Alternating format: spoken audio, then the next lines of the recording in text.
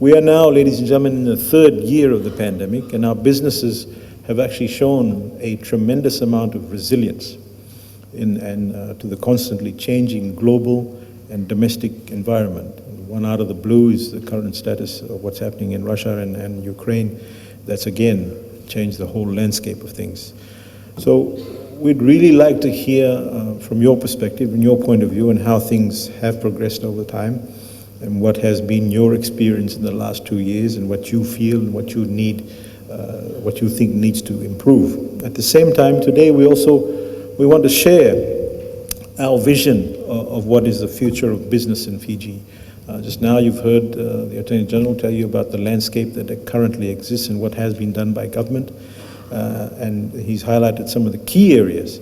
And I want to give you a very focused update in terms of doing business in Fiji, whether it's to do with the reopening of the tourism industry, whether it's the remaining as to how we attract foreign investment, the support for businesses, especially MSMEs, and generally, and this is for compliance also with COVID-safe protocols, the reforms of government processes, and of course, one of the most important things, that's diversification of the economy base and improving market access conditions.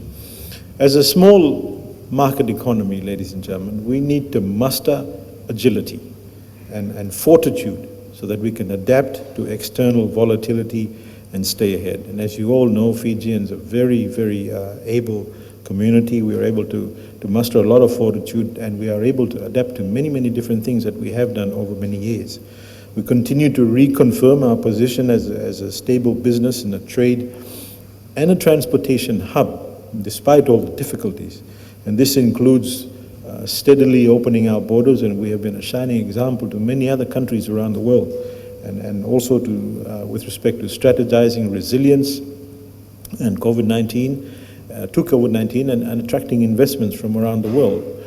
Ladies and gentlemen, last year from a tourism perspective, we set a target to achieve 80% full vaccination of our eligible and adult population by October. And we did that ahead of most other advanced economies. That is not a small feat. We are in that position now because of what we did then. What that meant for us was that it was easing public health measures and restoring our freedom. And most importantly, it meant that Fiji was safe enough to open its borders. And since the reopening of our international borders and to travel partner countries, we've welcomed almost 40,000 odd international visitors in December alone and January. And that's an incredible feat, considering we were also dealing with the global impacts of Omicron and also, again, tracked by a tropical cyclone Cody. From the initial 14 odd travel partners countries that we have today, we have 66, including almost all of our key trading partners, especially our Pacific Island neighbors. What these numbers mean for Fiji is more Fijians going back to work and businesses recovering and new ones opening up and restoring the near third of our GDP sector. The recovery we have seen is primarily based, ladies and gentlemen, on the US and half of Australian markets alone. And since then, we have seen more of Australia open up, and as of March, New Zealand, in our second largest visitor market, has actually opened. So we're looking at more and more visitors. We're actually reviewing the requirement of the three-day stay at a Care Fiji certified hotel. Instead, we're now looking at visitors, particularly those that are returning residents and those who are coming to visit family. We're looking at the option of them being able to go straight home so long as they've actually pre-booked a COVID-19 test within 48 hours of landing in Fiji. This will make us even more competitive. This will make us even more resilient, and we're actually finalizing the logistics for this, and we expect an announcement very soon. The only reason for the delay is that the portal that needs to be done, it takes a bit of work to actually get that done so that it doesn't fail. When the tourism sector recovers, ladies and gentlemen, so do the other supporting ones like agriculture and construction and also retail and transport and the arts and entertainment. and more money flows into the economy and more jobs created, and some of the MSMEs that have been very slow and left behind can actually grow again. And we've been around the country visiting quite a few people, contrary to what other politicians may say. It's not an electioneering exercise. We're actually just taking our services to the public. Ladies and gentlemen, with respect to MSME development, in order to make our recovery more robust, we kept the MSMEs afloat, or provided opportunities for MSMEs to remain open or to open new. For example, through the concessional loan program, the FCCI was an integral part of this, and we have assisted approximately 6,000 MSMEs to either continue their business or to start a business and a new one. And this was valued at around about $32.5 million. And of this, 3,082, or 45%, were women entrepreneurs. Business reforms also, ladies and gentlemen, to encourage more businesses. We have since 2019 streamlined and removed the bureaucracy from starting a business process, and the removal of business licenses, and the move to a risk-based opening of business, concession for home-based businesses, online company business and tax registration, and most importantly, the launch of Doing Business Fiji portal, BizFiji. This is not our final destination in terms of doing business reforms, ladies and gentlemen. As of November 2021, we have moved to the next level of reforms, and Project BizFiji 2.0 is the next level. And simply said, our focus is on making individual processes and systems a lot easier to make doing business easier. In the coming months, the processes for starting a business and building permits, etc., will be digitalized, making applications and approvals easier. You'll also have the ability to track your application, and you will have a lot more efficient response and accountable government services. To make this happen, we need your cooperation and we need your support, and we also need your constant feedback to have the best systems and processes in place. Ladies and gentlemen, in terms of diversification, as I said earlier, and also for market access and with respect to trade, given our small domestic market, global connectivity is also essential for the growth of our businesses. Hence, we are proactively strengthening our regional economic integration by undertaking comprehensive reviews of our existing trade agreements and improving trade facilitation, building strategies for digital commerce, and looking at ways of building collective strategies to promote regional commodities. The trade of high value, low weight niche commodities is also very important for a country like Fiji because of our distance from major markets and the rising high cost of freight costs globally. And innovation also is key for our business survival.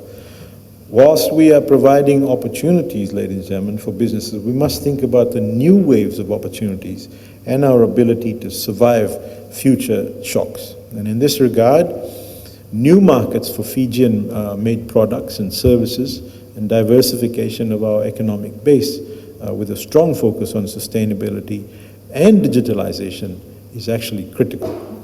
We're looking at diversification, ladies and gentlemen, on all fronts, and that means refocusing on our supply chain. We have made it cheaper to bring goods that are not available in Fiji, and for those that are available, for example, tomatoes, we're encouraging more and more SMEs to start supply to the hotel sectors. We're diversifying ourselves so that our industries are self-sufficient. We have a huge tourism industry at its best, and a lot of stuff that actually can be done here, should be done here, and it will be done here. Digitalization is a secular trend that will disrupt our industries. There is a strong focus on e-commerce, as it has the potential to fundamentally transform how we actually do business with the world. As we invest in digitalization, there has been an increase in demand for services such as ICT and BPO, as mentioned by the Honorable Attorney General, and marketing and consultancy. Fiji has great benefit and also benefited from nearshoring due to the pandemic and moving production processes and business operations closer to home. This is creating almost close to 5,000 odd jobs for a young workforce if we get it right. During the pandemic, ladies and gentlemen, the Ict and Bpo sector has actually strengthened its position in Fiji. With the unfolding of the COVID-19 crisis, many businesses were forced to adopt fast. As countries in Asia were hit hard, and BPO companies in Fiji showed resilience and showed adaptability, and that was not possible for Asian countries. So when you talk about the future of business, these are the emerging sectors that we have and areas where we can actually jump on immediately. And I recently met with Telstra, in fact just a couple of weeks ago, in this area, and if we can harness these sectors, we're actually looking at thousands of more jobs in Fiji. And again, that's the future of business in Fiji. So you see, ladies and gentlemen, many avenues have sprung from the pandemic. And we are fortunate that the government, and this is not a statement that's being made lightly, it's actually been said before, it's been said by the Attorney General, we are fortunate that this government has created a landscape and infrastructure to see new, stronger areas of business.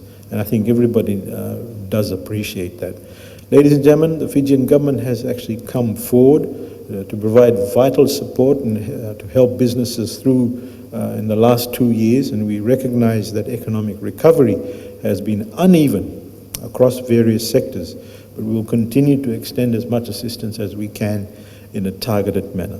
The future of business and opportunities is dependent on the ability of all players to work towards a common vision and for a brighter and a better Fiji for all.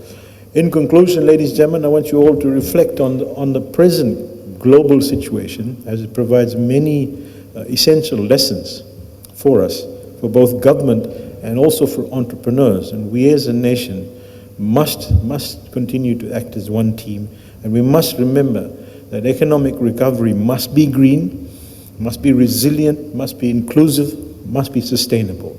There are many things that are available to us if we remain green, if we continue on the path of green that we have done. And adoption of digital technology also is no longer an option, but it is imperative. And we must move quickly, ladies and gentlemen, to mobilize our resourcefulness and innovation to acquire the cream of what's available, of global recovery. Spillover benefit is what we actually term it as. And I hope you will think about that. And I look forward to some constructive discussions and ideas from the members of the FCCI for the betterment of all. And thank you very much, ladies and gentlemen.